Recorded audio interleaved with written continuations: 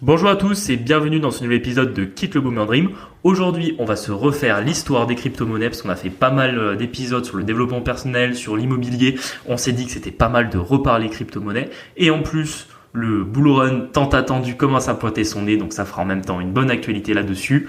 Juste avant de lancer l'épisode, n'oubliez pas de vous abonner au podcast si c'est pas déjà fait sur votre plateforme d'écoute, de nous laisser également 5 étoiles, vraiment je vous en remercie, ça nous aide beaucoup, et puis de nous suivre sur le compte Instagram pour rester à l'écoute de nos nouveautés. Tout de suite l'épisode, et juste avant, jingle.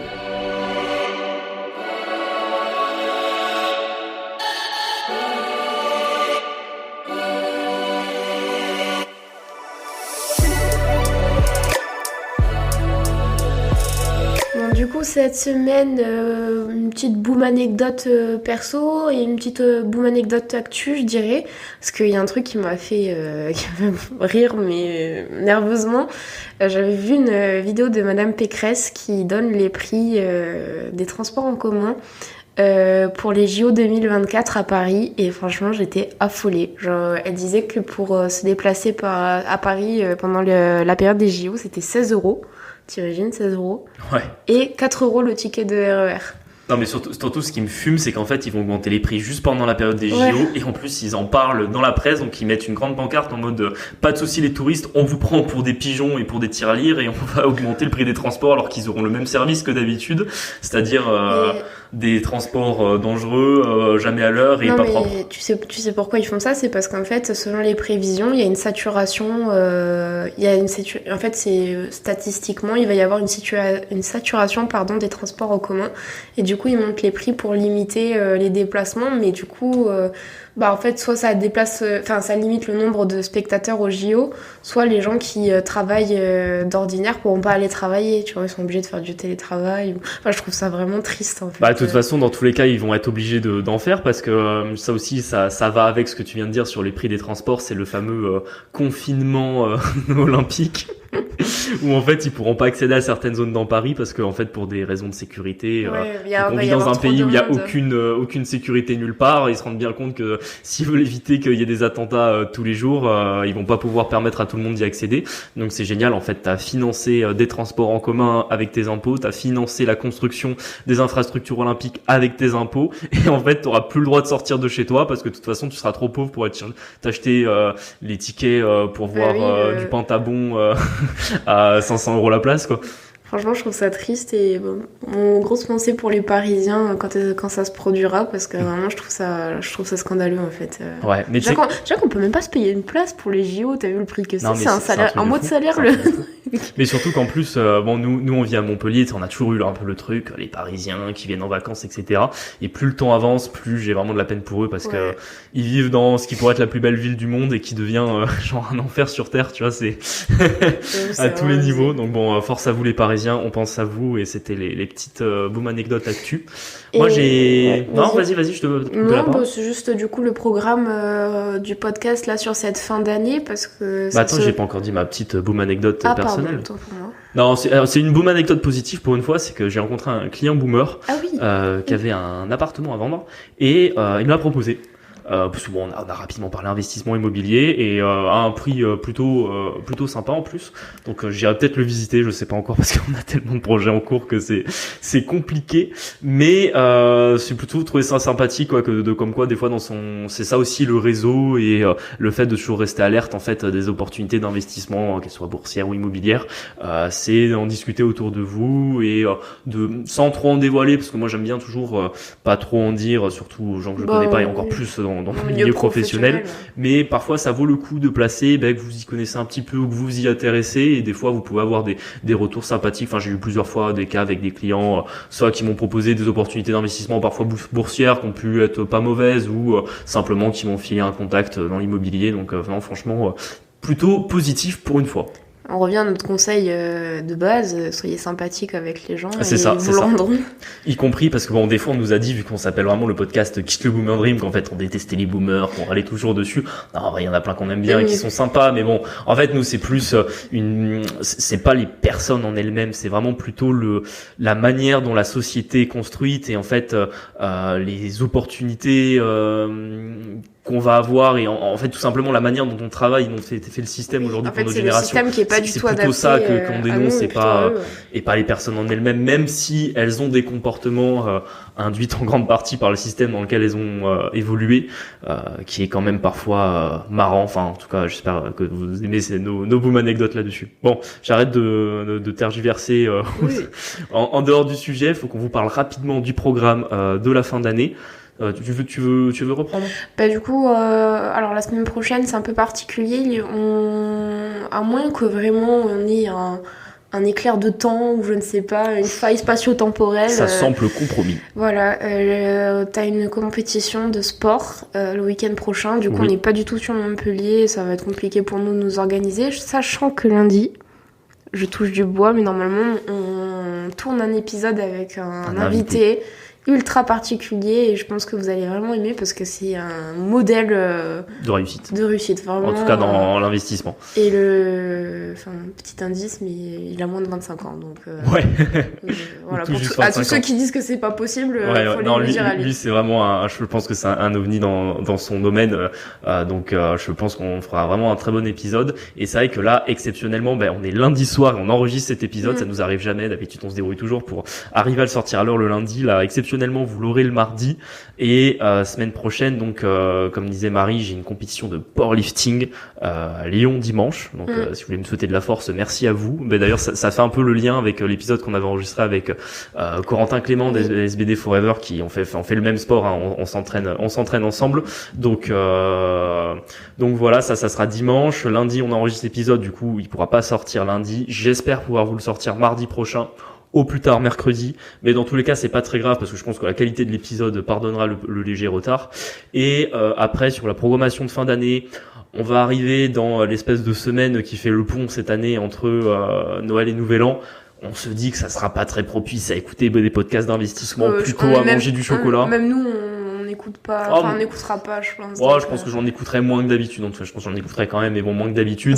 Sachant que nos congés, on va les passer à rénover un immeuble. Donc... Ouais, il y a des travaux à faire en plus. C'est vrai que si on trouve le temps, qu'on n'a pas le temps en ce moment. Sinon, on se retrouvera de toute façon début de. Exactement. Du coup, il y aura l'épisode que vous êtes en train d'écouter, un épisode qui sortira semaine prochaine, et après on se retrouvera première semaine de janvier, où là on vous prépare du lourd. Je pense on a déjà plein d'idées pour les prochains épisodes, et je pense que le premier épisode de 2024, ça sera l'épisode sur notre parcours année après année, qui retracera un petit peu concrètement qu'est-ce qu'on a fait, parce que même si on en a déjà parlé dans des épisodes, on n'a jamais été dans le détail du détail étape par étape. On vous dira tout exactement comment est-ce qu'on a fait nous financièrement, parce que il y a des gens qui nous ont dit que en fait c'était pas possible ce qu'on faisait, qu'on avait sûrement hérité ou je sais pas quoi. Exactement, nous sommes des héritiers. Alors je ne sais pas de quelle richissime famille, mais pas la mienne en tout cas. Pas la mienne non plus. Donc on vous expliquera tout en détail, on vous montrera qu'en fait c'est possible à ceux qui le veulent. Bon, parfait. Je pense qu'on a fini là sur les actus. Yes. On va tout de suite attaquer le sujet du jour, l'histoire des crypto-monnaies. C'est bien de les reprendre depuis le début parce que ça fait de la culture et moi des fois le premier ça nous parle toujours un peu moins les crypto-monnaies que par exemple l'immobilier. Je pense que c'est surtout parce que ça évolue tellement vite. Tous les 3 mois il y a quand même à chaque fois une avancée technologique, une nouvelle crypto, un truc et puis en vrai ça s'est popularisé quand même aussi. Qui n'a jamais entendu parler des cryptos, et c'est ça. Moi je pense que c'est vraiment, alors on râle souvent sur les boomers, etc. Mais s'il y a bien un truc pour lequel on est chanceux, à mon avis, c'est la blockchain. Pour notre génération, vraiment. On va vous en avez déjà un peu parlé, mais je pense qu'on va en reparler dans cet épisode. Et puis c'est surtout que, je pense, les crypto-monnaies, c'est le truc, c'est entre de la finance et de l'informatique très poussé. Alors moi, le côté finance, toi aussi d'ailleurs, ça va. Le côté informatique, un petit peu moins des fois quand je lis comment la technologie fonctionne, je suis en mode je pense avoir compris, mais je pense que pour tous ceux qui sont dans aucun des deux domaines, des fois ça paraît un peu un ovni et finalement on en a un peu peur parce qu'on se dit qu'on ne comprend pas exactement ce que c'est. Donc je pense que c'est un peu vocation aussi à nos épisodes qui abordent ce sujet-là, d'essayer de vous donner des clés et de vous éclairer un petit peu, ou au moins que vous ayez comme ça des anecdotes qui vont vous revenir. Vous verrez, c'est important parce que je pense que pour se sentir à l'aise sur une classe d'actifs, faut avoir l'impression de la connaître, même si on la connaît jamais totalement. On peut toujours apprendre, on peut toujours aller plus loin, tu vois. C'est comme l'immobilier, je veux dire, que t'investis dans le PIA, dans le PIB, c'est pas les mêmes règles d'emprunt financière, légales, etc. Il y a toujours des trucs qui peuvent aller, on peut toujours aller plus loin, mais je pense qu'il faut quand même maîtriser un minimum le truc avant de se lancer dedans. Oui, en fait, faut piger le truc. Et alors, effectivement, il y a des boss de la crypto-monnaie et du minage, etc. Mais en réalité, pour faire de l'argent, il n'y a pas besoin d'être aussi poussé. Oui, non, il n'y a vraiment pas besoin d'en savoir. Il suffit juste de comprendre comment ça fonctionne, de comprendre les risques. Et après, ça roule. Hein. Après, ça roule tout seul. Bon, ben on est parti. Yes. Alors, qu'est-ce que la crypto-monnaie? Ah, tu m'avais déjà posé cette question-là dans le dernier épisode. On va pas encore refaire. En plus, je vais encore sortir une définition très approximative. Je pense qu'on peut commencer par le Bitcoin déjà. À reprendre quelle année? 2008. C'est l'apparition du Bitcoin. Et qu'est-ce que c'est le Bitcoin? Eh ben, c'est une monnaie numérique. Et alors, je saurais plus dire qui a commencé à créer le Bitcoin. Si, c'est... T'as le nom, toi? Oui, c'est... Satoshi Nakamoto, pardon. J'ai inversé les syllabes au début dans ma tête, j'arrivais pas à le dire. Et on sait pas si c'est une personne ou un groupe de personnes. Il y a plein de théories là-dessus. Je pense que vous trouvez des vidéos d'1 heure sur YouTube qui sont passionnantes, qui enquêtent après cette personne. On sait même pas si elle est morte, on sait même pas... En fait, des fois, on pense qu'en fait, c'est un nom d'emprunt. Mais c'est quoi, c'est un chinois ou un japonais? En théorie, un japonais, mais bon, enfin, je veux dire, le projet crypto-monnaie, c'était même pas un projet national, tu vois, je veux dire, on peut pas dire que c'est le Japon qui a créé les crypto-monnaies, c'était un groupe d'informaticiens qui sont lancés là-dedans et qui ont voulu trouver une autre manière de concevoir la valeur et de transmettre la valeur. Et ce qui est très intéressant, c'est la manière dont ça a évolué, parce que quand on voit en 2008 ce que c'était, ça a quand même bien changé depuis. Ouais. Ce qui est intéressant avec... parce que je pense qu'on s'attarde un peu sur cette période de la création du Bitcoin et tout, mais c'est quand même important de comprendre... on avait déjà fait un épisode sur les crypto-monnaies, mais c'est quand même important de comprendre ce qu'est la blockchain et comment Bitcoin utilise la blockchain et comment à partir de là, tout est parti. Oui, de savoir un peu de où on est parti et aussi les différentes étapes importantes qu'il y a eu là-dedans, parce que encore une fois, au fur et à mesure des années, des avancées, enfin rien que moi j'ai commencé à m'intéresser à cette classe d'actifs en 2017, il y avait encore des craintes typiques, c'était oui non mais demain ça sera plus à la mode et tout le monde va oublier, et on le voyait d'ailleurs sur les amplitudes de cours de bourse. Je me souviens qu'en septembre 2017 il y avait eu une interdiction des exchanges en Chine et ça avait fait un moins 40%, mais genre en 24 heures. Et moi, le premier, je m'étais dit, allez, ça y est, c'est fini, on a fait $5,000, on n'ira pas plus loin, etc. Enfin, à l'époque, la TH était $5,000. Et au final, on a été à 20 000 3 mois plus tard, quoi. Ouais. Donc, c'est vrai que c'est assez même de voir comment ça a évolué, parce que pour le coup, maintenant, il n'y a plus de doute en mode personne se dit que ça va arriver à zéro. Je pense que même ceux qui sont plutôt crypto-pessimistes en mode les gouvernements vont finir par l'interdire. Non. Ils peuvent essayer, mais ils n'y arriveront pas. Et je pense que même à l'intérieur des gouvernements, il y a trop de gens maintenant qui ont des intérêts dans l'industrie de la crypto-monnaie, tellement ça pèse lourd en termes de capitalisation. Enfin, c'est comme se dire demain on interdirait Google. Et je pense même que ce serait plus facile d'interdire Google que d'interdire les crypto-monnaies. Et en termes de capitalisation, ce sera à peu près pareil. Même, je pense qu'aujourd'hui, depuis que c'est reparti un peu, les crypto-monnaies ont largement dépassé. Mais je veux dire, si on le comparait, il faudrait qu'en gros se dire que on interdirait Google, Amazon et Tesla, par exemple. Enfin, de un, aujourd'hui, ça paraît complètement impossible vu comment ça mettrait le désordre dans nos échanges économiques, y compris en Europe, alors que pourtant c'est des sociétés américaines et encore c'est des sociétés centralisées, alors que les crypto-monnaies c'est très décentralisé, ce qui fait toute la difficulté de l'interdiction par les gouvernements.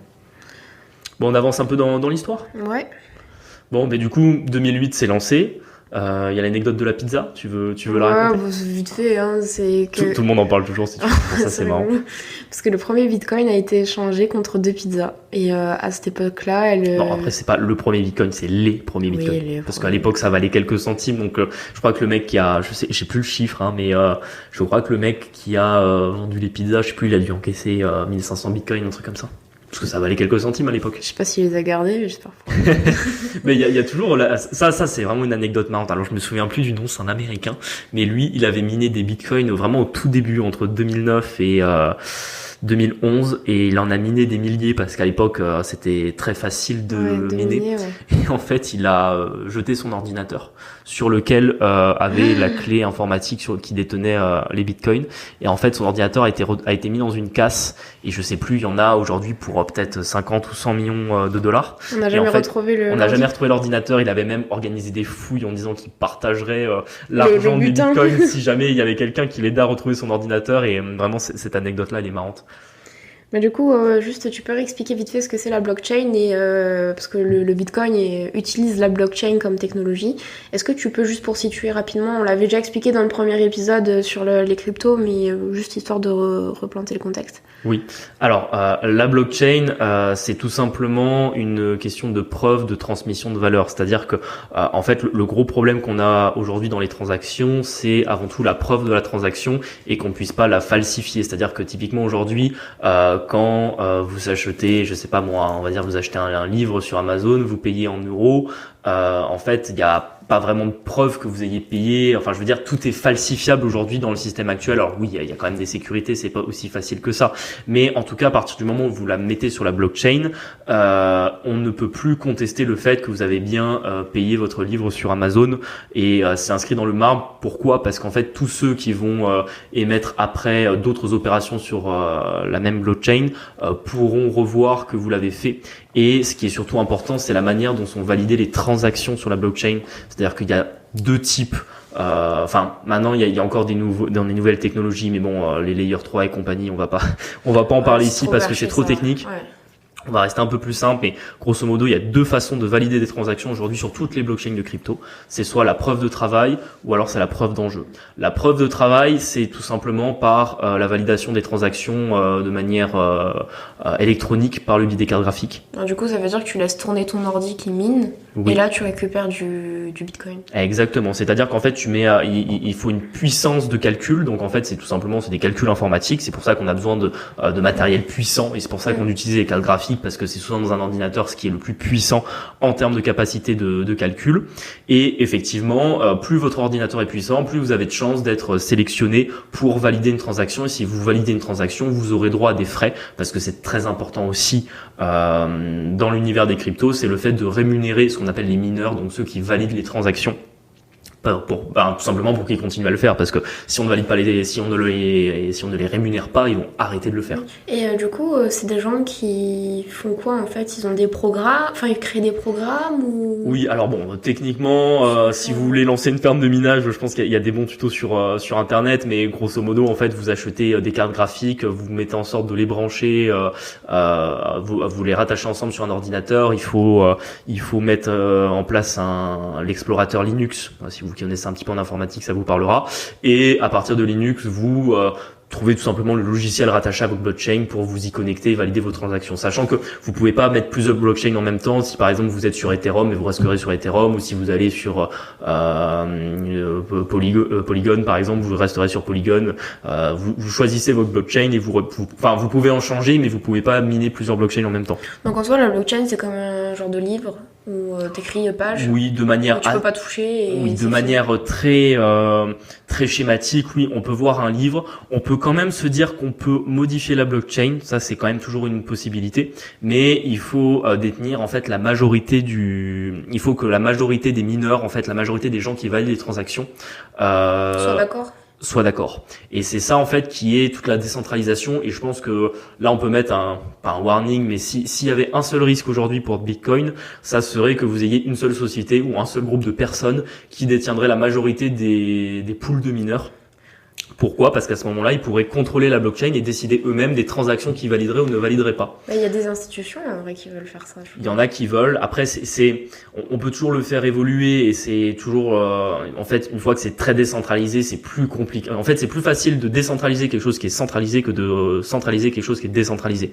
Donc, c'est théoriquement possible. Je pense que dans les faits, c'est très compliqué, à moins de vraiment mettre beaucoup d'argent, parce qu'en fait, sachant qu'on est quand même dans une industrie financière, les crypto-monnaies, à chaque fois, on va rajouter au pot pour éviter qu'à un moment donné, il y ait une entité qui détienne tous les pools, même si par exemple BlackRock, eux, ils en détiennent un paquet, et ils ont beaucoup de parts dans des grosses sociétés de minage. Et par contre, c'est possible de le faire. Typiquement, là, on va aborder un autre mot que vous entendrez parfois dans les crypto-monnaies, ce qu'on appelle les forks.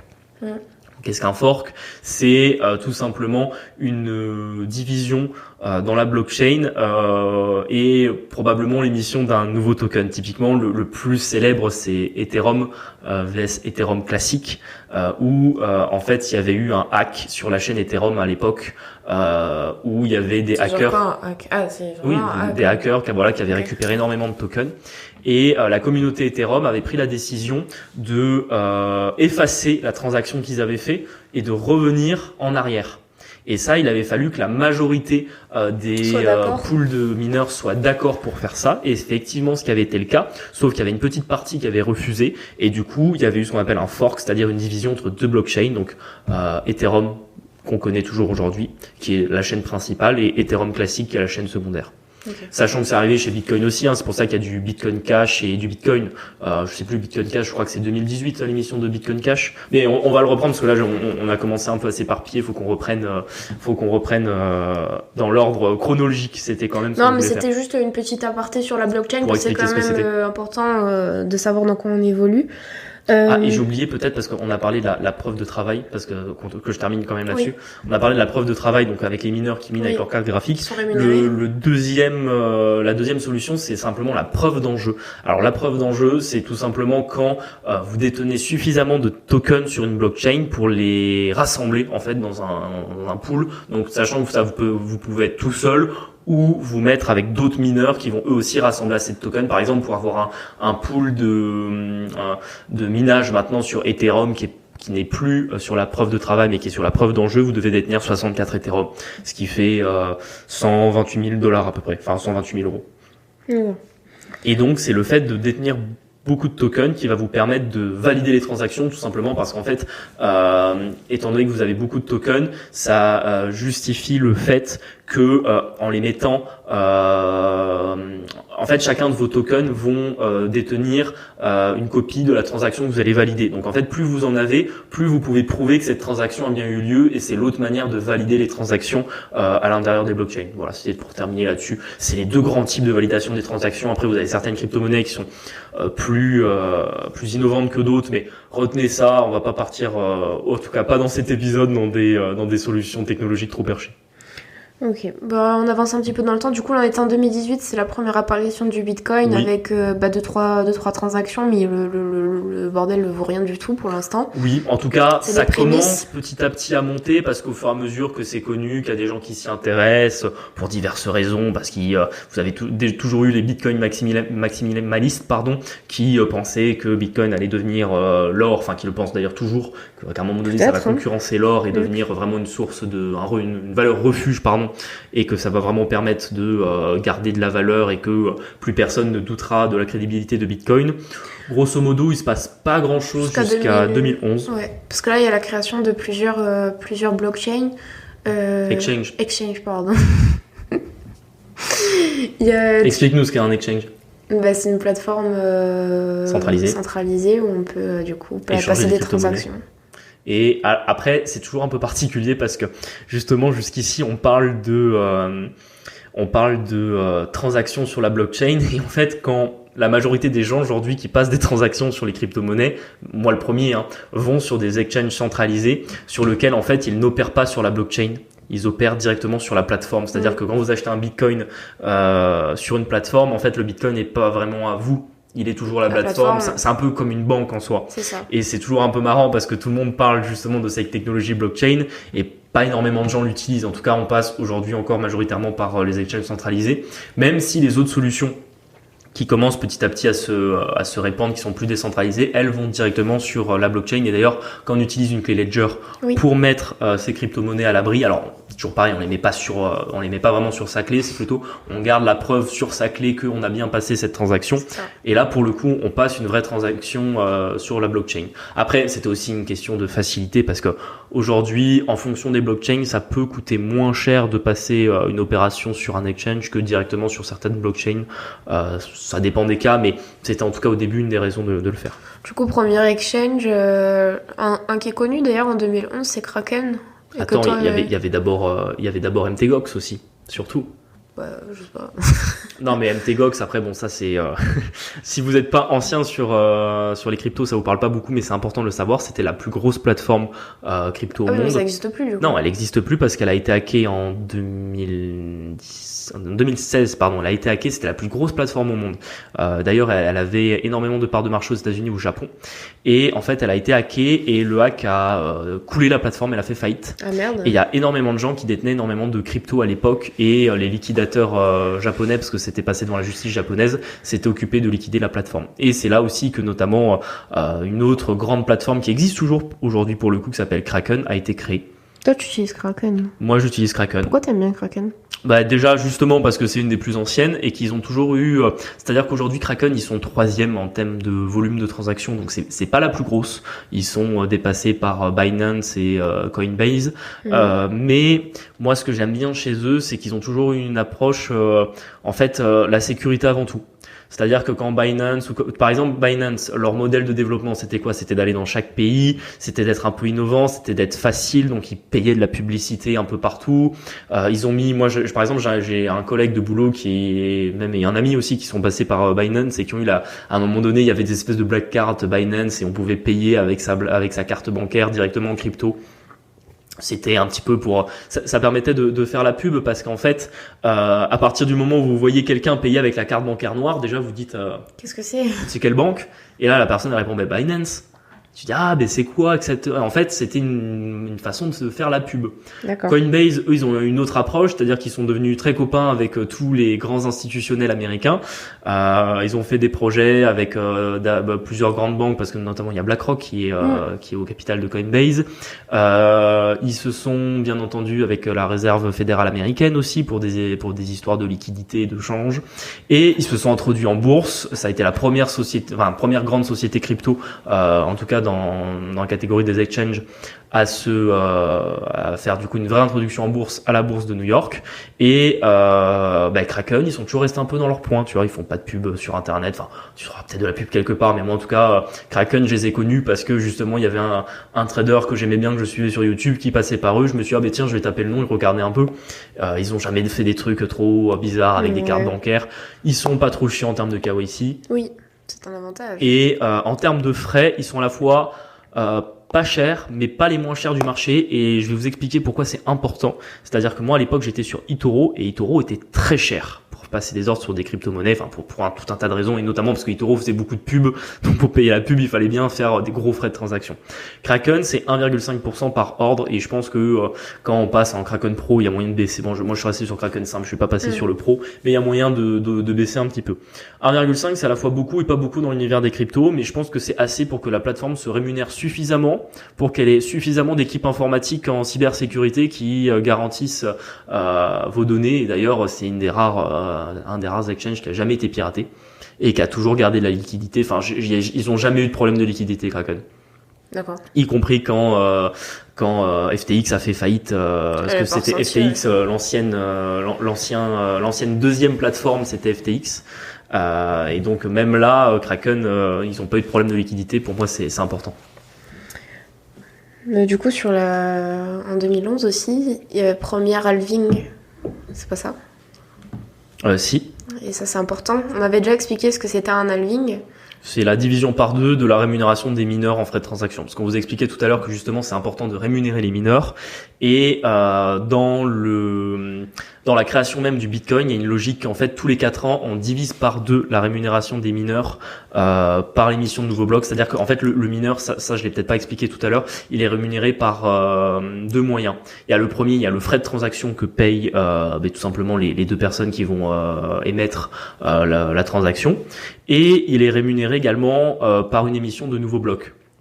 C'est important qu'il y ait cette émission de nouveaux blocs parce qu'en fait c'est ce qui fait un peu que c'est pas trop cher de passer des ordres, de passer des transactions sur la blockchain. Et qui est d'accord pour faire le halving? Ceux qui sont du coup sur la blockchain, ceux qui minent? Personne en fait. Non. En fait t'as pas besoin d'être d'accord, mais qui le automatique. décide? Non, en fait c'est dans le. Ah, c'est dans le procédé. Oui, c'est dans le procédé. Okay. Et personne ne peut le. Enfin, Oui, en théorie. En théorie, je pense que si la majorité des pools de mineurs étaient d'accord pour stopper le halving, ça se ferait. Mais ça ferait baisser la valeur du Bitcoin. Pourquoi ? Parce que justement, c'est le halving qui permet de savoir que on n'ira pas jusqu'à donc la date limite du dernier halving, c'est 2138. Ouais. Et en gros, en 2138, il y aura 21 millions de Bitcoin qui auront été émis.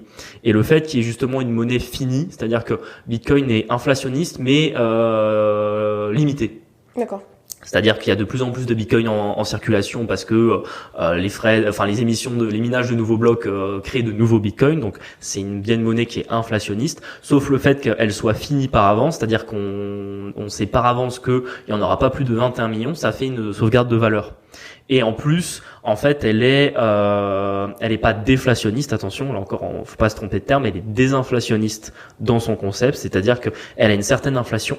Donc, au fur et à mesure que des transactions sont validées, on émet de nouveaux blocs. Et tous les 4 ans, on divise par 2 cette rémunération. Donc, tous les 4 ans, on divise par 2 la vitesse à laquelle les nouveaux bitcoins sont émis. Donc, ça veut dire qu'elle est bien désinflationniste sur la manière dont sont émis. Et d'ailleurs, on dit tous les 4 ans, mais en fait, c'est pas une date. Oui, j'allais dire parce c'est un nombre de nouveaux blocs, ouais, mais c'est plutôt ça la logique. Voilà. Est-ce que ça s'inscrit du coup dans dans tout ce qui est le bear market, le bull run, ça change quelque chose ou pas? Oui, parce que forcément, quand t'es mineur, quand tu mines en bear market, plus tu mines, plus la valeur de ce que tu mines est en train de baisser. Oui. À l'inverse, quand tu commences à être en bull run, ce que tu mines vaut de plus en plus cher et c'est souvent là que tu fais ta plus-value. Ça déclenche le bull run du coup, le halving? Non, enfin ça c'est un grand débat. C'est vraiment moi je regarde partout, il y en a qui disent que oui, c'est le halving comme on l'a toujours vu qui déclenche le bull run. En fait c'est difficile à dire. Oui, je pense que le fait qu'il y ait un halving, ça fait de la pub, ça influe un petit peu, mais intrinsèquement, c'est pas parce qu'il y a une diminution par 2 des frais de transaction que naturellement il y a un bull run qui doit se déclencher. Enfin ça c'est écrit nulle part. Mais le fait que justement il y ait le premier halving, ça a permis de redonner un peu de pub sur le Bitcoin et il y a eu le tout premier, enfin il y avait eu un premier pic du Bitcoin en 2011, après il est rebaissé un petit peu jusqu'à 2013-2014 où là on a eu un peu le premier vrai bull run où je crois qu'il était monté à $1000 de mémoire. Oui. Et d'ailleurs 2013-2014 il y a les premières, comment on appelle ça, les USDT, le USDC là. Ça s'appelle comment déjà? Non, l'USDC c'était pas en 2014. C'était plus tard, ouais. Les stablecoins, oui. 2018. Ouais, stablecoins, voilà. Au fur et à mesure qu'effectivement on avance dans le temps, donc là on est déjà. Donc on est parti de 2008, 2009, 2010, 2011, 2012, 2013. Là on arrive 2013-2014. L'industrie du crypto commence à se développer. Il y a des grosses sociétés qui commencent petit à petit à arriver, ou en tout cas à récolter des fonds pour avancer des projets. Vous avez certaines des plus grosses cryptos aujourd'hui qui commencent à arriver. Et il y a notamment Tether qui est une grosse société aujourd'hui dans l'industrie crypto qui crée le premier stablecoin dollar qui est l'USDT que vous avez très certainement déjà utilisé si vous avez passé des ordres sur une plateforme. C'est surtout les banques aussi. Enfin, je sais qu'à cette époque, l'image des cryptos, c'est ultra négatif, comme si c'était des arnaques, etc. Et les banques, elles alimentent un peu ça, non? Oui, parce qu'elles ne maîtrisent pas. Ouais. Encore aujourd'hui, c'est vrai que c'est un peu l'époque où on commence à justement avoir un peu les banques qui disent non, faites attention à la crypto, c'est de l'arnaque, ça finance le terrorisme, et jusqu'à très récemment. Hein. Et pourquoi? Parce que les banques commencent un peu à se rendre compte que ça les concurrence. Oui. Donc c'est aussi pour ça qu'on a les premières alertes, mais les alertes existent encore aujourd'hui. Hein. Même si maintenant, on en parlera à la fin, il y a les banques qui commencent à avoir certains projets crypto assez importants. Actuellement, dans son dossier bancaire, c'est considéré comme du jeu d'argent ou sa mauvaise réputation. Ça a très mauvaise réputation, effectivement. Mais en fait, la mauvaise réputation, elles l'ont créée elles-mêmes. C'est-à-dire qu'auprès de leurs équipes, elles ont fait des réunions. Enfin, je suis bien placé pour le savoir. Elles ont fait des réunions. Elles ont dit, bon, on va vous expliquer ce que c'est que les crypto-monnaies. Alors, les crypto-monnaies, c'est de l'arnaque, du blanchiment d'argent et du financement du terrorisme. Oui. Voilà, fin de l'histoire. Quand vous voyez un client qui en a, méfiez-vous et faites une déclaration Tracfin. Super. Donc effectivement, ça aidait pas à ce que derrière il y ait tous les salariés de l'industrie de la filière des banques qui se renseignent un petit peu sur le sujet, enfin sauf ceux qui se sont vraiment intéressés au sujet. Pareil, 2013-2014, il y a une création de Ledger. Ouais, une petite entreprise française en plus. Ouais, une pépite française qui crée donc justement les clés Ledger dont je parlais tout à l'heure, qui est une technologie aujourd'hui encore parmi une des meilleures en termes de rapport prix-sécurité pour mettre à l'abri vos crypto-monnaies. Ce qui est super, en vrai. Ce qui est super, parce que ça permet en fait de sortir vos crypto-monnaies de la plateforme, donc de passer une vraie opération, ce qu'on appelle on-chain, et de garder la preuve de la trace de vos crypto-monnaies sur la clé. Alors il faut pas perdre la clé. Après, si vous avez, bon, on va peut-être pas faire ici une explication de comment fonctionne une clé Ledger, mais grosso modo, vous avez un code secret de 24 mots, et il faut surtout pas perdre ce code secret de 24 mots, parce que si vous le perdez, en fait, vous perdez vos crypto-monnaies que vous avez sur votre clé. Donc, ça arrivait malheureusement à pas mal de gens. Donc, c'est pour ça que quand vous manipulez une clé Ledger, faites quand même assez important. Moi, j'en ai une de clé Ledger, et tu vois, c'est parfois là où on fait pas toujours les choses bien. Je m'étais dit, je mettrais mes cryptos sur ma clé, je l'ai jamais fait. Oui, c'est vrai. Après, je l'ai jamais fait. Il y a un peu de, faut reconnaître, il y a un peu de paresse. Le problème, c'est qu'on l'avait acheté. Il y a un peu de stress aussi. On l'avait acheté en 2021 quand c'était la fin quand les plateformes run, commençaient donc au final, à. T'avais pas énormément de crypto à mettre dessus. Non, j'avais acheté plus tard. J'ai acheté fin 2022 quand les plateformes, quand il y avait eu l'affaire FTX et où tout le monde disait mettez vos actifs sur une clé Ledger, etc. Moi, je pense que voilà, si vous surfez un bull run et que vous devez être vif et que vous faites du DCA et que vous vendez vos crypto-monnaies, je pense que ça vaut pas forcément le coup, par exemple, si vous les gardez qu'un an, de les mettre sur une clé Ledger. Maintenant, si vous êtes un peu plus dans une approche de diversification de votre patrimoine, vous dites j'achète du Bitcoin et j'y touche pas pendant 10 ans, là oui, vous posez pas de questions, mettez-les sur une clé et faites très attention à votre code clé. De 24 mots, ouais. On avance un peu, du coup, 2015-2017, fin 2015-2017, là, il s'est passé vraiment pas mal de choses, en vrai. Oui, déjà 2015, il y a la création d'Ethereum, donc qui est la deuxième plus grosse crypto-monnaie aujourd'hui. Faut bien savoir que, grosso modo, aujourd'hui, sur le marché des cryptos, vous avez Bitcoin qui représente 50% du marché. D'ailleurs, je crois qu'on est entre 52 et 55%. Ethereum qui représente entre 15 et 20%. Donc déjà, elles deux, elles font 70% du marché. Et dans les 30% restants, vous avez le reste. Donc c'est un peu pour vous expliquer à quel point ces deux crypto-monnaies sont vraiment les plus grosses.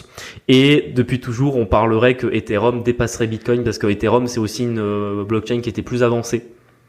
Tout simplement parce que le projet technologique était mieux ficelé, qu'il y a plus de possibilités sur Ethereum, que c'est une blockchain qui permet de passer plus de transactions moins chères. Puis en plus, elle est, je me souviens plus du nom du gars qui a créé la société qui a lancé Ethereum, et en tout cas ils font des énormes avancées technologiques très régulièrement, et en plus ils ont vraiment une logique de faire avancer l'industrie des cryptos et de rendre cette industrie la plus clean possible. Donc c'est aussi pour ça qu'à un moment donné, il y a quelques années, peut-être vous avez entendu qu'on disait que les cryptos c'est polluant, et vous aviez sur BFM TV, on vous mettait des diagrammes en vous expliquant combien de grammes de CO2 émettait l'industrie des cryptos, ce qui était déjà de 1 totalement faux, et ce qui était de 2 modifiable, parce que justement c'est là qu'Ethereum ils sont passés du minage par carte graphique au minage par stack d'Ethereum.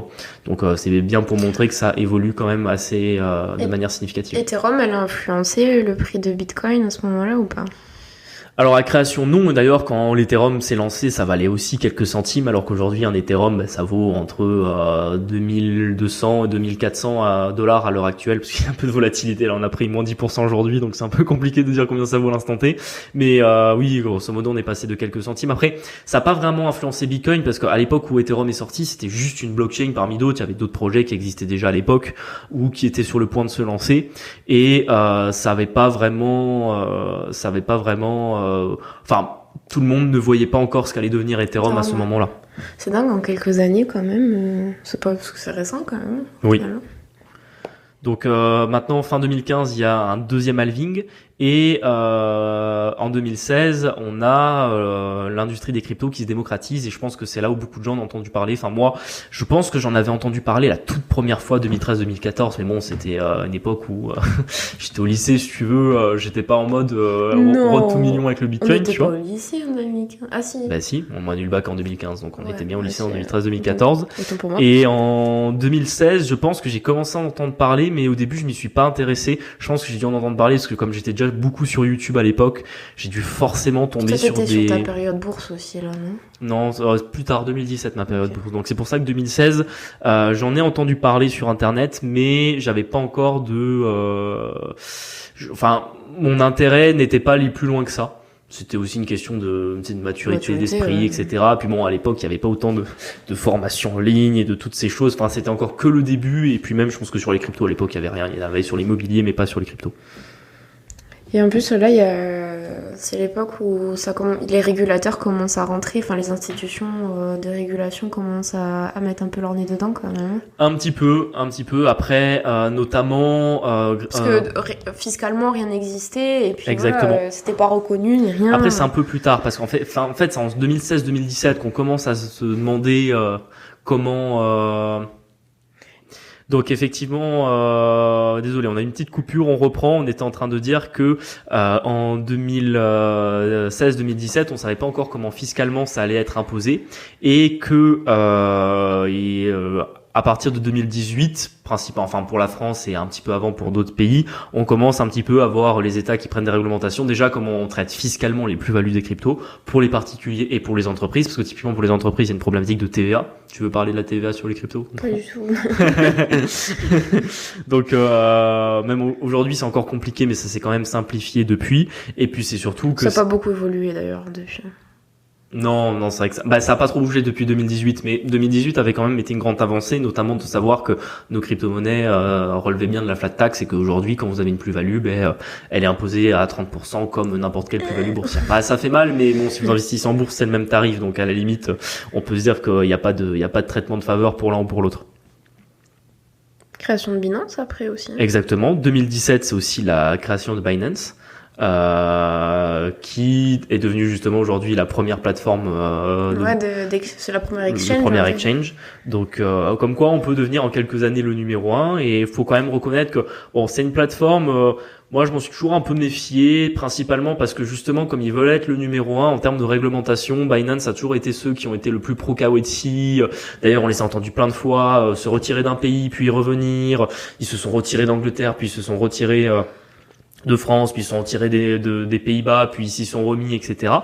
Et c'est pour ça que moi c'est pas une plateforme que j'apprécie. Je pense que j'ouvrirai jamais de compte chez eux, mais il faut reconnaître que eux, ils ont quand même fait avancer les crypto-monnaies parce qu'ils avaient créé leur propre blockchain, donc la Binance Smart Chain.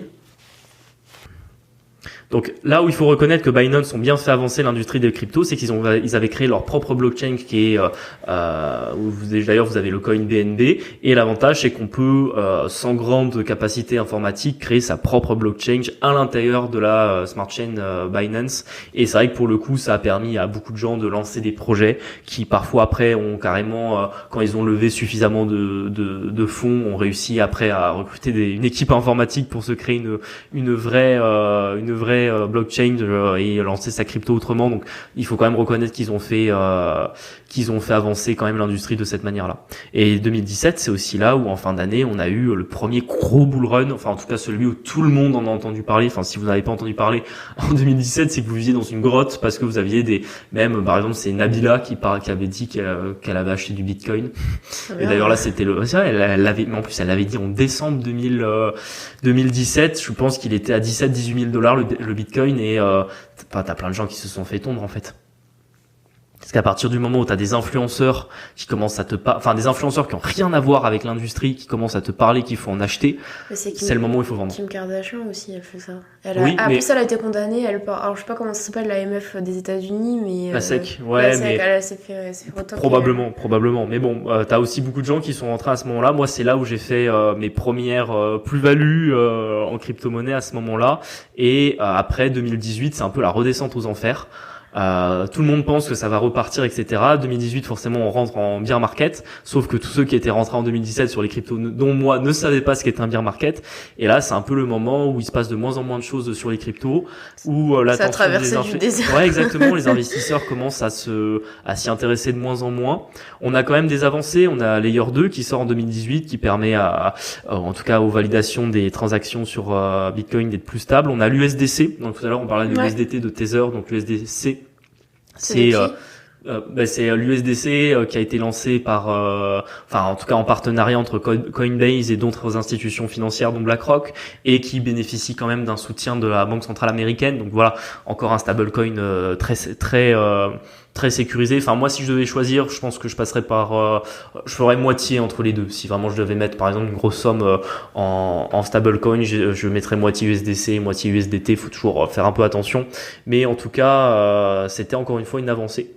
2019, on a des institutions financières qui commencent à rentrer, et sachant que 2019, encore une fois, pour les investisseurs, c'est la traversée du désert. Moi, je me souviens juste que mon meilleur move de 2019, c'est d'avoir acheté un Ethereum à $240. Bien joué. Ça, c'était un beau move parce que je l'ai revendu quasiment 20 fois plus en 2021. Mais on dit toujours si j'aurais su, mais voilà, 2019, j'étais quand même là en train de me dire est-ce que ça va pas encore descendre, parce qu'au final, les cryptos, il y avait aucune perspective de nouveau bull run, et c'était vraiment ça continuait à être un peu la descente aux enfers. Alors ensuite, on arrive 2020-2021. Covid. Alors là, ça a été le gros bull run, donc le dernier qui est arrivé. Le Covid a mis un peu d'intérêt pour les cryptos, je pense, parce que quand même beaucoup de gens sont restés chez eux, se faisaient chier, se demandaient comment ils pouvaient être plus riches depuis chez eux. Donc les crypto-monnaies répondaient à ce besoin. Après, en termes d'évolution de cours, faut quand même se souvenir que mars 2020, c'est un plus bas de l'année 2020 et 2019 pour le Bitcoin. On tombe à $3 500 au plus bas. Si on avait su. Et d'ailleurs, tu vois, c'est toujours là où il faut dire sur ce coup-là, j'ai été bête parce que ce jour-là, j'ai regardé les graphes. Le problème, c'est que j'avais déjà un portefeuille qui était tellement rouge et qu'on avait nos premiers projets immobiliers qui tombaient pile à ce moment-là. J'ai rien fait. J'ai pas. Bon, tu vois, on peut toujours dire si j'avais su, mais comme quoi, des fois dans la vie, vous prenez pas toujours les meilleures solutions d'investissement, parce que au final, j'ai mis un apport dans un bien immobilier, qui nous a lancé dans l'IMO, mais je pense que on aurait été beaucoup plus vite si je l'avais mis en Bitcoin. Mais bon, bref. Donc c'est aussi le moment où on commence petit à petit à lancer un nouveau bull run, et où là, ça a été un peu le festival des avancées. Il y a pas mal d'actu quand même, parce que t'as Ripple, là, toi tu croyais vachement à ce... Ah oui, après c'était un peu avant, le procès de Ripple, ça commence en 2020, c'est toujours pas fini. Ouais, c'est pas fini encore. Donc sachant que Ripple, c'était quand même une grosse crypto du bull run de 2017, et puis c'est un projet Ouais, tu peux expliquer vite fait le projet, c'est intéressant. Mais je l'ai déjà expliqué dans un autre épisode. Après pour le faire dans les grandes lignes, grosso modo, c'est une solution qui permettrait de simplifier les transactions bancaires, sachant que moi qui travaille dans la banque, je vois bien le problème, c'est-à-dire qu'aujourd'hui, il faut toujours en 48 heures pour valider un virement, y compris quand vous faites un virement instantané, ce n'est qu'une avance de trésorerie de votre banque. Tous les virements mettent 48 à 72 heures pour être validés, et c'est un vrai problème, et la promesse de Ripple, c'est de résoudre ce problème, sachant que ça plaisait justement aux institutions financières, parce que le problème des crypto-monnaies, c'est qu'elles viennent souvent en opposition à un petit peu ce qui existe aujourd'hui, et que justement ce qui peut être intéressant dans les cryptos, c'est quand vous avez comme ça un projet qui marche avec le système, c'est-à-dire que Ripple, ils voulaient pas remplacer les banques, ils voulaient justement vendre plutôt leur technologie aux banques. Et pourquoi on parlait de Ripple? De Ripple, parce que il y avait le procès de la SEC, et oui, voilà, mais il est pas fini encore. Il a commencé en 2020, en 2023, bientôt 2024, il est toujours pas fini.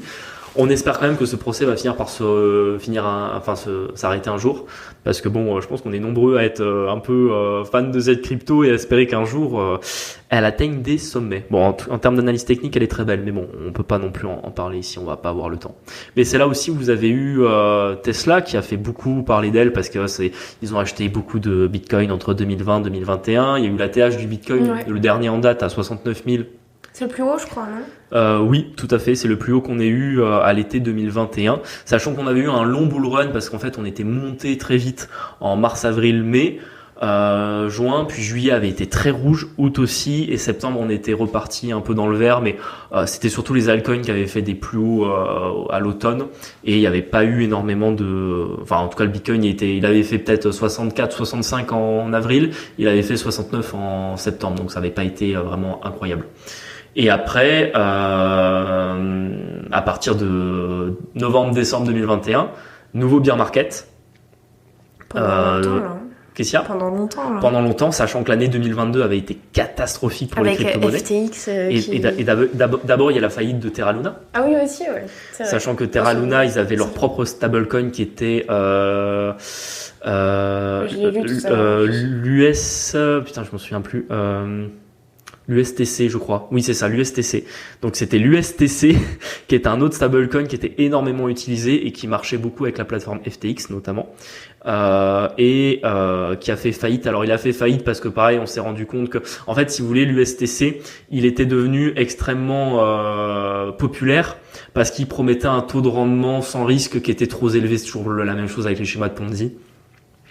C'est-à-dire qu'aujourd'hui, si vous vous mettez sur l'USDC ou l'USDT, donc sur Tether ou sur l'autre stablecoin de Coinbase, vous allez normalement avoir une rémunération annuelle qui va être de 4-5%. Enfin, en théorie, c'est censé être le taux du dollar ou le taux de l'euro. Vous n'êtes pas censé faire mieux avec un stablecoin. Et l'USTC, lui, c'était du quasiment 10% par an sans risque. Et moi, j'avais vu tout de suite que ça sentait mauvais. Tu vois, il y a quand même des choses quand tu commences à t'intéresser à l'investissement où tu as des réflexes comme ça. C'est-à-dire que quand c'est trop beau, trop facile, trop vrai, c'est sûr qu'il y a un loup. Et effectivement, ça a pas manqué. Il a fait faillite avant l'été, je crois, mai-juin 2022. J'ai plus la date exacte. Et ça a été un premier traumatisme. Donc forcément, les cryptos, des journées noires où tu prends du moins 20, du moins 30%. Et on termine l'année 2022 avec alors ça, c'était, je pense, le pire de l'année. C'était la faillite de FFTX, qui était le deuxième plus gros exchange, et où ça a mis énormément de stress sur tout l'écosystème. Surtout que eux, c'est particulier parce que en soi, c'est parce qu'ils se sont barrés avec la caisse. Alors, oui. En fait, c'est pas vraiment qu'ils se sont barrés avec la caisse, parce qu'ils se sont pas barrés. D'ailleurs, je sais plus s'il est sorti de prison, non, SBF. Ouais, il y a eu le procès il y a pas longtemps. Oui, mais bon, je pense que, vu les amis qu'il a dans le camp démocrate américain, je pense qu'il risque pas grand chose. Ah. Mais, c'est sûr. Sa woman a dit que c'était pas elle. C'était pas elle, ouais. Après, le vrai problème de FTX, c'est pas tellement que c'était barré avec la caisse, c'est qu'en fait, ils avaient utilisé la caisse pour alimenter leurs propres fonds qui essayaient de faire des placements qui n'étaient pas bons, et que forcément, au bout d'un moment, ils faisaient ça depuis le début, et en fait, au bout d'un moment, ça a plus suffi, quoi. Oui, bah exactement. Les fonds, ils les remontaient. Oui, et puis c'est surtout que c'est toujours pareil avec ce genre de groupe, c'est qu'ils font ils manipulent les chiffres. Donc c'était arrivé pareil à Wirecard. Ouais. Tu vois ce que c'est? Ouais. Une grosse société. C'est bien quand vous êtes avec quelqu'un, vous dites tu mènes une conversation, t'as l'impression que ça suit, en fait pas du tout. Mais Wirecard, c'était un géant allemand des paiements internationaux, et c'était une des plus belles pépites de l'industrie allemande.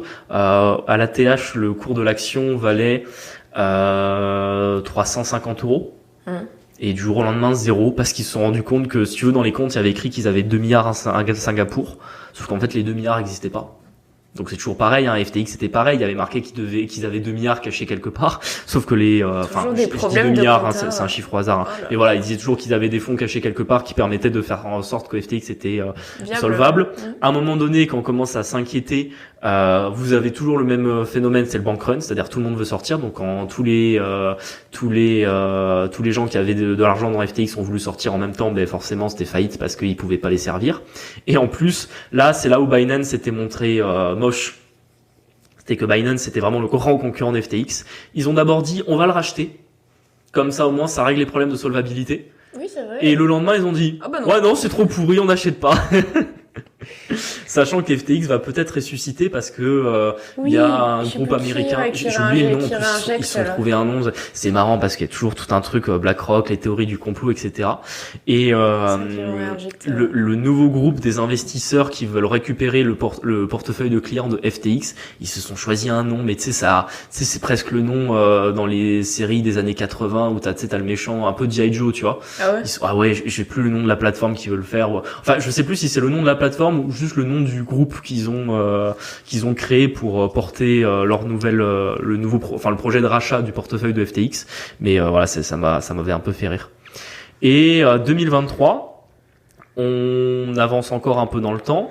On a quand même des cours de... c'est la fin du bear market et là on attaque doucement le bull run. Exactement, particulièrement sur la fin d'année. On a fait en fait, quand on regarde les cours, le Bitcoin il fait 150% je crois sur l'année 2023, parce que le 1er janvier c'était quasiment son point le plus bas. Jusqu'à mars on était vraiment encore à la cave. À partir de mars on remonte. Et petit à petit, on stabilise quasiment 6 mois de mars à septembre. Et depuis octobre, maintenant, on recommence à monter avec, forcément, c'est toujours dans les crypto-monnaies, des plus 100%, voire 200% pour certaines cryptos. Quasiment plus 100% pour le Bitcoin, d'ailleurs, depuis octobre. Donc, c'est assez impressionnant. Et c'est surtout que quand on est investisseur dans cette classe d'actifs, là, on est très impatient d'avoir l'année 2024 et de voir un peu qu'est-ce qui va pouvoir se passer. Toi, on parle d'avril 2024. Oui, parce que visiblement, par rapport au nombre de blocs restants, le halving devrait avoir lieu au mois d'avril. Ah, ok. Et en plus, même je pense avant avril, ce qui est plus important, c'est que oui, tu vois, on a oublié de dire quand même quelque chose qui est extrêmement important en 2023, c'est probablement l'arrivée des ETF dans le monde des cryptos. Qu'est-ce que vont changer les ETF? C'est qu'aujourd'hui, les institutions, en fait, pour s'exposer au marché des cryptos, elles sont obligées d'acheter des actions de sociétés qui sont dans l'industrie. Elles peuvent pas, en fait, légalement, elles peuvent pas acheter directement des tokens. Donc, c'est quoi, c'est des produits financiers là? Oui, exactement. Les ETF, c'est des produits dérivés qui, par contre, eux, seront réglementés auprès de la SEC américaine, donc aucun problème pour les acheter. Et ça permettra, du coup, tous les fonds de pension, en théorie, de s'exposer à la variation. C'est la manière qu'ils ont trouvé pour s'introduire exactement. Sur les cryptos. Et ça, tout le monde a l'air de dire que ça va vraiment faire exploser les cours parce que ça va faire rentrer beaucoup d'argent dans la sphère des cryptos. C'est la théorie. Après, là, il y a plein de gens qui s'attendent que, par exemple, après l'annonce des ETF, on a à nouveau un down en mode mais finalement, c'est pas pour tout de suite, et puis qu'on recommence à monter marche après marche au niveau de les valorisations. Moi, je pense quand même que c'est une des plus grandes avancées sur les 5 dernières années, ça risque d'être l'arrivée des ETF sur le marché des cryptos. Je pense vraiment que c'est une très bonne nouvelle. C'est quoi, c'est en 2024 ça du coup? En fait... ça a commencé, non, déjà? Oui, mais en fait, là pour l'instant, les demandes ont été déposées. Il y a eu des demandes, je crois qu'il y a 7 demandes pour Bitcoin et 2 demandes pour Ethereum. Et je crois que la SEC est là jusqu'à entre début janvier et mi-février pour se prononcer sur la plupart des demandes qu'elle a reçues, parce que je crois qu'elle a un délai de 2 ou 3 mois pour donner sa réponse.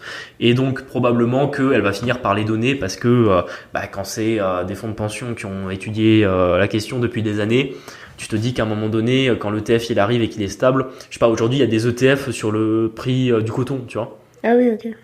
S'il y a un ETF sur le prix du coton, je vois pas pourquoi il y aurait pas un ETF sur le prix du Bitcoin.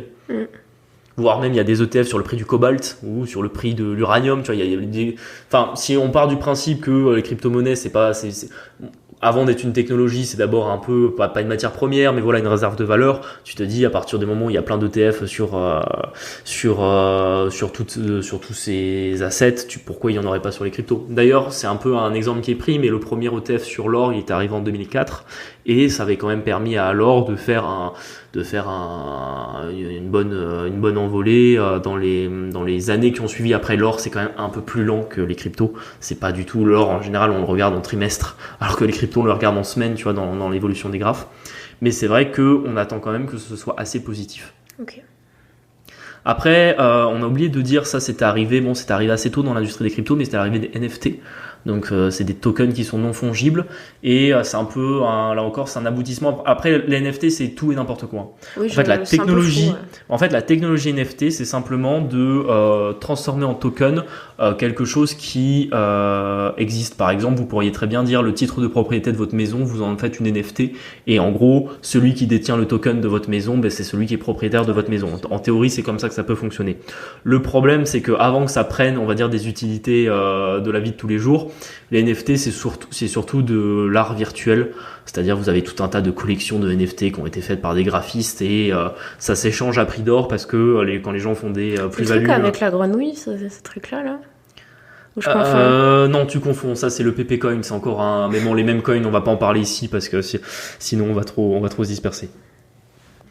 Donc je pense qu'on approche petit à petit de la fin de cet épisode. J'espère que on a pu en tout cas retracer un peu l'histoire des cryptos et montrer comment année après année il y a eu tout un tas d'avancées. On peut encore parler probablement pour le Bull Run 2024, on attend 2 types de tokens qui visiblement vont surperformer le marché. C'est les tokens sur l'intelligence artificielle, parce que Solana, non? Non, c'est pas Solana. Ouais, bon, je vais me coucher. Non, Solana, c'est le projet de Solana. Je vais pas l'expliquer ici, ça sera trop compliqué. C'est trop complexe. Je sais qu'elle est tendance en vrai, Solana. Oui, non, en fait, Solana, elle avait beaucoup souffert de la chute de FTX. Et vu la technologie, moi je sentais qu'elle allait qu'elle allait remonter. Ouais. Et après, pardon, tu m'as coupé. Donc oui, je disais les tokens sur l'IA, parce que c'est tendance en ce moment, et on le voit déjà sur le marché action, que l'IA c'est quelque chose qui fait grandir les capitalisations boursières de pas mal de sociétés. Et le gaming aussi. On attend que les jeux vidéo dans le domaine de la blockchain et dans ce domaine-là, notamment notamment attire énormément d'investisseurs et que les tokens en rapport avec ce type d'actifs. Il y en a une qui pète à chaque fois. Oui, tout à fait. Là aussi, je me suis un peu exposé parce que j'en ai trouvé une ou deux qui étaient pas mal en termes Tu d'analyse. peux donner vite fait de la répartition de ton portefeuille. On peut même l'ouvrir en direct, comme ça ça permettra vraiment de le faire de manière très en direct. Ouais, exactement. Donc sur mon portefeuille, comme je vous avais expliqué, nous on avait commencé à faire un DCA à partir du novembre 2022. Pourquoi vraiment là, c'est encore une fois, c'est l'expérience d'investisseur. C'est quand j'ai vu la chute de FTX et à quel point les crypto-monnaies s'étaient ramassées au tapis, je me suis dit c'est le moment de... En fait, la logique, c'était de se dire, on peut peut-être aller plus bas s'il y a encore des cadavres dans le placard, mais on était déjà très bas par rapport au bull run, et puis je m'étais dit, surtout avec des nouvelles noires comme ça, où plus personne ne veut acheter des cryptos parce que tout le monde a perdu de l'argent, c'est le moment de re-rentrer petit à petit. Donc j'avais mis en place un DCA hebdomadaire que j'ai tenu quasiment un an, je l'ai arrêté là, fin novembre, début décembre. Je l'ai arrêté pour deux raisons. La première, c'est qu'on commençait à arriver sur des prix que je trouvais élevés, parce que voilà, on rentre concrètement dans le bull run et qu'à un moment donné, il faut arrêter d'acheter tout le temps, il faut juste attendre et à un moment, il faut vendre et prendre ses plus-values. Et également parce qu'on a beaucoup de projets dans l'immobilier et qu'à un moment donné, le cash disponible, ça tombe pas des arbres. Ouais. Exactement. Donc là, sur le portefeuille aujourd'hui, j'ai exactement 30% de Bitcoin, 20% d'Ethereum, 10% de Ripple, ça c'est parce que j'aime beaucoup le Ripple, et j'ai 40% du reste des cryptos, sachant que ça varie, parce que forcément une fois que le Bitcoin monte un peu plus, il devient plus gros en proportion des altcoins, puis vice versa. Et en pourcentage, là, t'es à combien de plus-value déjà ? En pourcentage, alors bon, ça aussi, parce que justement aujourd'hui on a reperdu 10%, mais grosso modo, je suis entre 30 et 50% de plus-value sur mon DCA en un an. Donc ça fait quand même un TRI qui est assez incroyable, et sachant qu'encore une fois, on est qu'au début. Enfin, je veux dire, on verra mon TRI dans un an, mais je pense que dans un an, on aura multiplié le TRI par 5 ou 6. Enfin, en tout cas, c'est ce que j'espère. Et en termes de projets dans lesquels j'ai investi et que je pense qu'ils peuvent vraiment être intéressants, et en tout cas sur lesquels en plus je suis déjà largement plus-value. Donc bon, j'avais parlé Bitcoin, Ethereum, Ripple, bon ça c'est les majeurs. EOS, je sais pas quoi. Il arrive plus tard. Il y a d'abord du Solana. Vraiment, je pense que Solana, moi je suis déjà en x3 sur cette crypto-monnaie et je pense que vraiment la charte est vraiment assez intéressante.